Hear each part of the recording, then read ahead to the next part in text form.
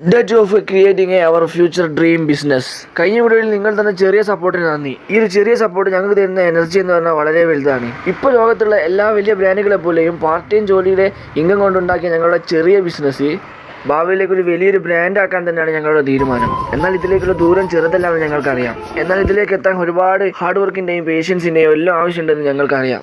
എന്നാൽ ഇതിലേക്ക് എത്താനുള്ള മനക്കരുത്തും ധൈര്യവും അധ്വാനിക്കാനുള്ള ഒരു ശരീരം ഞങ്ങൾക്ക് ഇപ്പോൾ ഉള്ളിടത്തോളം കാലത്തിന് ഞങ്ങൾ ഒരിക്കലും തോറ്റെടുക്കാൻ തയ്യാറല്ല.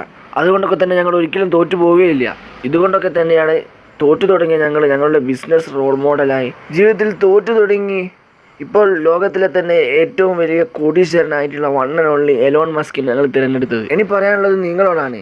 നിങ്ങൾക്കും ഇതേപോലെ കുറേ ഐഡിയകൾ ഉണ്ടാവും. എല്ലാം 2025 ചെയ്യാമെന്ന് മാറ്റി വെച്ച് 2025 തുടങ്ങുക എന്ന് തീരുമാനിച്ച ആ ഒരു ഐഡിയ 2025 വെക്കാതെ ഇപ്പം തന്നെ തുടങ്ങും. ജസ്റ്റ് തുടങ്ങിയാൽ മാത്രം മതി. സപ്പോർട്ട് ചെയ്യാൻ ഞങ്ങൾ പോലുള്ള കുറേ ആൾക്കാർ ഈ കമ്മ്യൂണിറ്റിയിലുണ്ട്.